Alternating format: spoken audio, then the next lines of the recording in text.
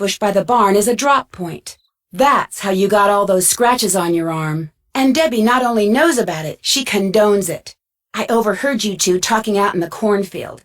Or should I say, conspiring. You two are trying to get Scott so frustrated that he finally blows and says or does something that will force the college to let him go. Nancy, do you have any idea how crazy you sound? What I don't know for sure is whether you two are also responsible for the other stuff that's happened around here, like the hose in Pete's car, and the equipment failure, and the mouse infestation. Guess I'll just have to tell Scott everything and see what he thinks. Okay, look, I don't know why you feel like you need to stick your big fat nose where it doesn't belong, but all I did was sell some pictures and footage to this girl I know who's trying to make a name for herself as a nature photographer.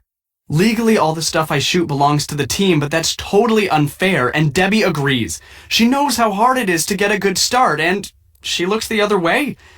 Don't be upset with her, though. She's just trying to help. But when it comes to all that other stuff, I had nothing to do with any of it, and neither did she. I promise you. So there's really no reason to tell Scott any of this, right? I guess not. You're a fine lady. Oh, and that big fat nose thing? Kidding. So, how are those cloud pictures coming? Actually, I'm having problems finding cirrostratus. You know, if you head on out to the Fraser Creek windmill, I'll bet you anything you'll get your picture. Weather conditions for cirrostratus should be perfect right now. In the meantime, I gotta get back to work. See ya.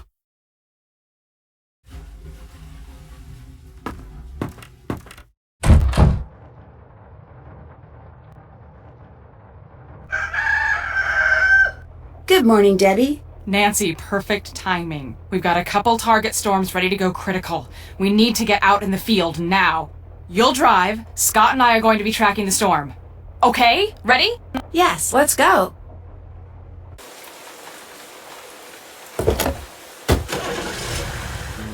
We've got 2, maybe 3 possible targets out there. All right, good. That's what I like to hear. Tell me what we're looking at.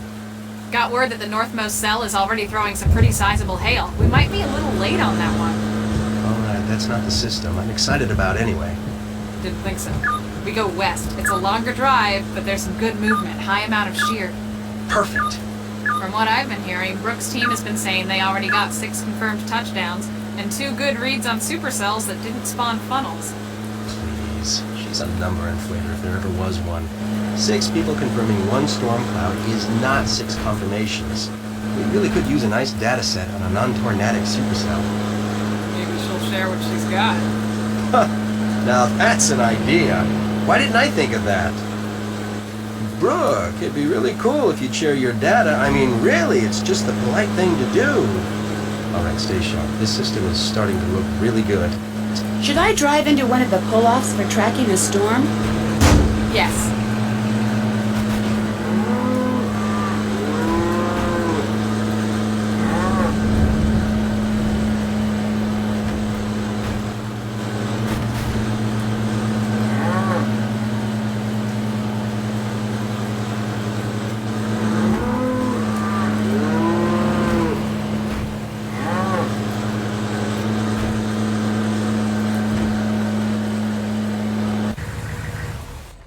It's your lucky day, Nancy.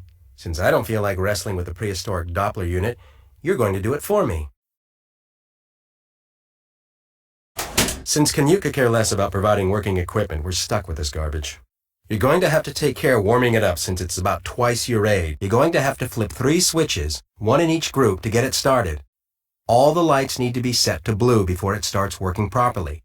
Remember, the lights won't turn until you activate them.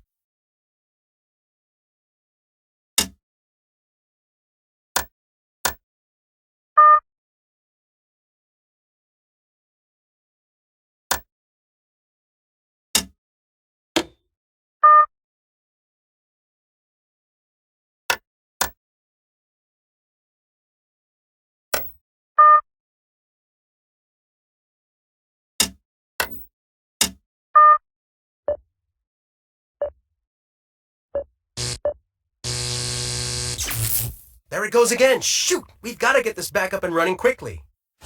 If those cables get mixed up, it will be days before I can get them resorted. If those cables get mixed up, it will be days before I can get them resorted. Make sure you keep those cables in order. Don't forget, the top cable goes in the first plug and the bottom goes in the last plug.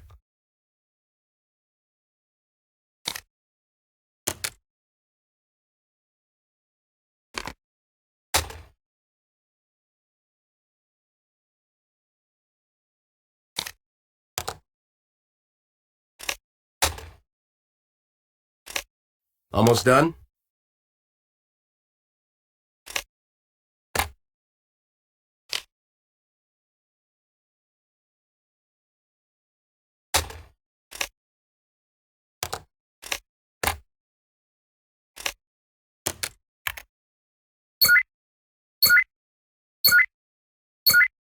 Almost done?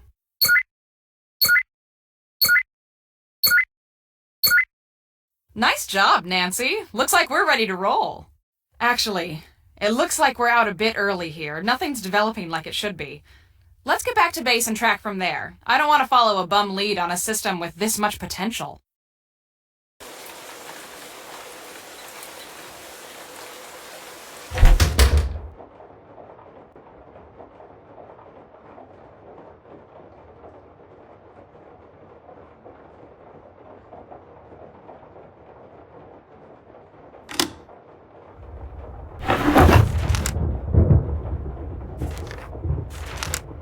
Brooke's been paying Scott off?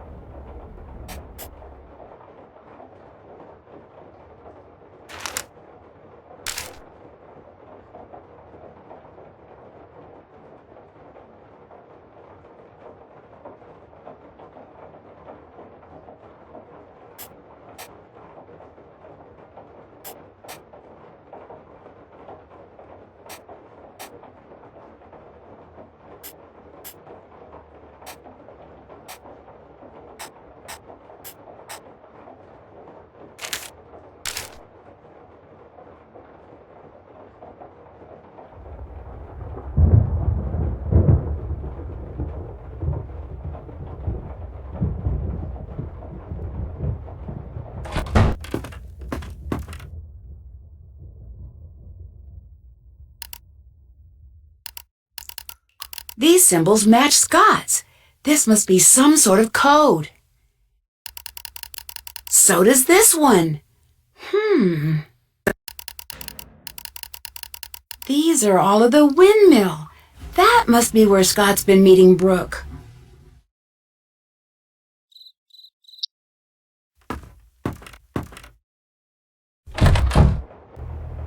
Nancy, have you seen Scott? Not since we got back. There's a huge front coming in and he's nowhere to be seen. This is not like Scott. If you see him around, will you let me know? Chase and Frosty and I are supposed to be leaving for the Grange soon, and I really need to know that someone is keeping an eye on these fronts.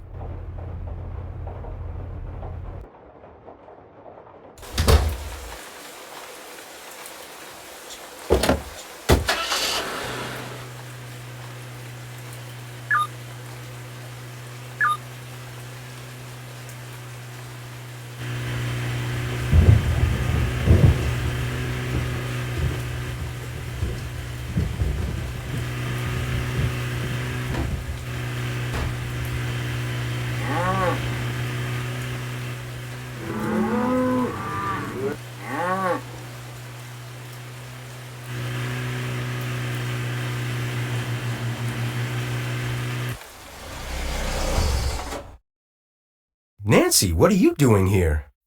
You mean me, as opposed to Brooke? Brooke? What are you talking about? When I was fixing the phone jack, I accidentally overheard the phone conversation you two had. I could hear it through the headset on your desk. And just what do you think you overheard? Enough to know you two are working together. You've been sabotaging your own team, haven't you? You've been doing everything you can to make sure Brooke's team wins and yours loses. That's ridiculous. That's why you're meeting her way out here, so the people who've been looking up to you all this time couldn't see her paying you off. I have never gotten the credit I deserve for the work I've done, ever! I know more about tornadoes than any person alive, and I get neither the respect nor the compensation people half as brilliant as me get without lifting a finger. Why? Because I work for a podunk college run by podunk incompetents bent on bad-mouthing and spiting me at every turn just because I don't play well with others at their idiotic staff meetings. Why don't you just quit?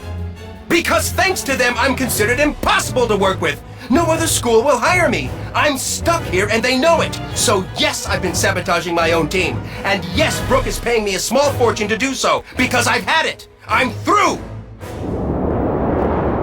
The tornado's forming. I can feel it. It'll be on the ground in minutes. And it's going to be huge. And here you are, a novice out in the field and all alone. This is Debbie calling for Nancy. Please come in. Over.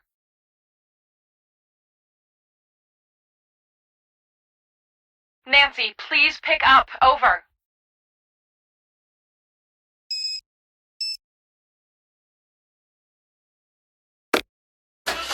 Nancy, this is Debbie. Over. I'm here. I think Scott knocked me out. He did what? When I confronted him about selling the team out to Brooke, he went berserk. I can't believe he would do that, and with Brooke Tavenaugh of all people. Well, we'll deal with that later. Right now, I need you down here at the Grange ASAP. We need to evacuate the theater, and you've got my Grange keys with you in Frosty's car. I'm on my way. Over and out.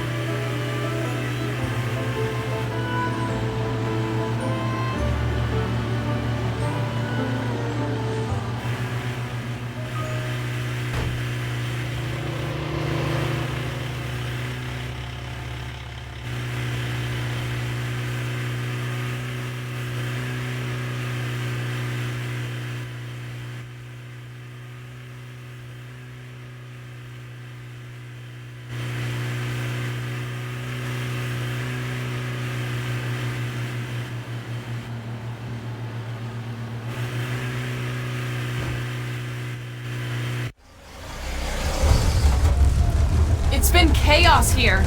I was able to cobble together a pretty basic tracking system back at the homestead, and instantly I knew we were in trouble. The storm was showing a high potential of moving into town, but without the proper readings, we couldn't issue an alert. I knew we'd have to evacuate the Grange in person. But when we got here, we saw that it's locked. The shelter is locked on a performance night. I need you to take care of this while the rest of us work on a backup plan, okay? I'm trusting you here. I know you can do this. There are a lot of people depending on you right now.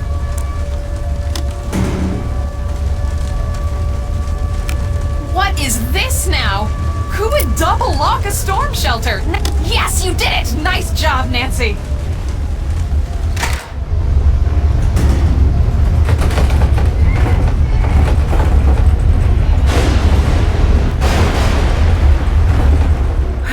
I think the worst is past.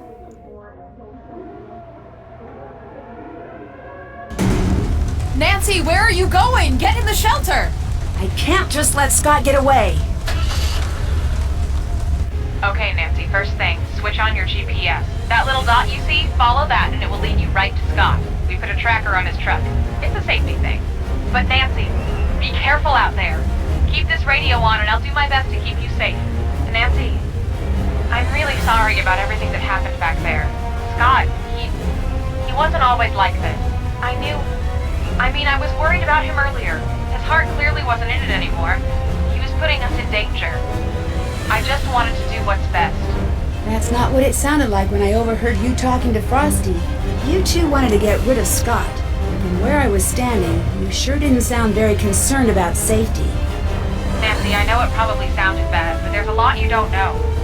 Pete, the intern you took over for, his injury wasn't just an accident. He got hurt because Scott sent him out where he never should have been. After that, I knew I had to take over. That's still no... Looking back, I do things differently. But I did what I did for the right reason. I wanted to push Scott until the world saw how reckless he was being. It was a mistake. I screwed up and I accept responsibility. No matter what happens out there, promise me that you'll be careful. I promise.